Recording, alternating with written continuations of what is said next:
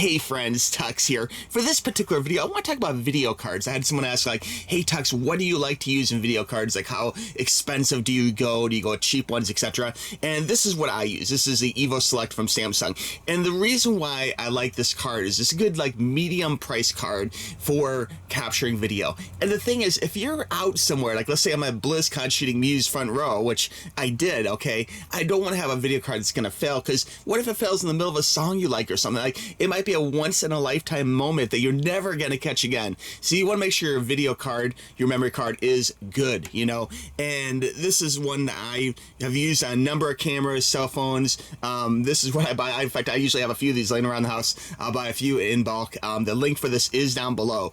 And the reason why is because it's fast, it's a good speed, I trust it. It's not the most expensive card, but I'll be honest, it's not the cheapest one either, you know? And the thing about speeds, they've tried making labeling better for you to make it easier to understand. I mean, you always want a class 10 card, and that is written here, super duper teeny, you know, but you want to make sure that you have one that has the right read and write speed. If a card does not actively lists the read and write speed in big print, you know it probably is like cutting corners and giving you kind of a cheap card, okay? And cheap cards just, they give you headaches, guys. Yeah, looking up data, like finding music, finding photos, like it's going to create a situation where it's not going to be as fun to use your technology. Maybe you're super expensive with technology if you put a cheap card into it, you know, a microSD card. So I call these video cards sometimes, but it's because I capture video on them. Speaking of video, okay, if you're doing 4K video, one kind of guideline I go with or whatever is you want it at least to be able to write 60. Okay, so you want to be able to have 60 megabytes and read write. You know, sometimes there are different speeds, but writing speed is to me the most important one if you're shooting video, recording video, you know, and of course being able to transfer data is important too. But really, the recording at the right speed is the one that I'm usually the most concerned about. Okay, and if you're doing 4K video, you know, I think 60 or higher is pretty good. Now, if you're moving up to 8K video, okay, that's where you really want to have 90. And you can see this one is 90. So this card really could be used well for 8K video if I really wanted to, okay? So this is just a great card. I recommend it. I could talk for a long time. Just the main things I hope you get from this video is that if you're looking for a card, okay, look for a card that's at least, you know, make sure it's class 10, okay? It should say class 10 on it.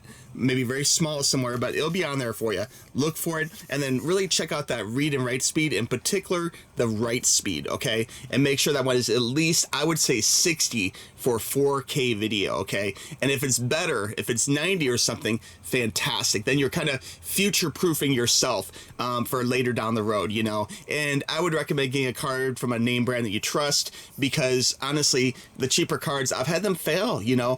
There's some TUXX reviews videos which I've had to reshoot even because I got like a free cheap card with a device, and then I kind of used it in my Sony 4K camera, and then like halfway through shooting it just like freezes or something, okay? And that is always a nightmare. And God forbid, again, if you're at like a con, if you know, if you're at like Pokemon Go Fest, like we go to that, or like BlizzCon or whatever, and if your camera locks up during something important, that is not going to be like, you can't be like, whoa, hey, stop the show, you know, like I need to like redo my card here, let me put a new card in. Like, it's not going to happen, obviously, you know? So you want to make sure you have a good card, okay, to capture it. So anyway, click that link down below. This is why I recommend Samsung. Again, I use these in multiple devices. It's a card that I honestly trust. This is in no way a paid sponsorship or anything like that. Although Samsung, if you're watching this video, I use these cards all the time. Send me a case, all right? All right, friends. Thanks for watching. We'll talk to you soon. Click the link. Bye-bye.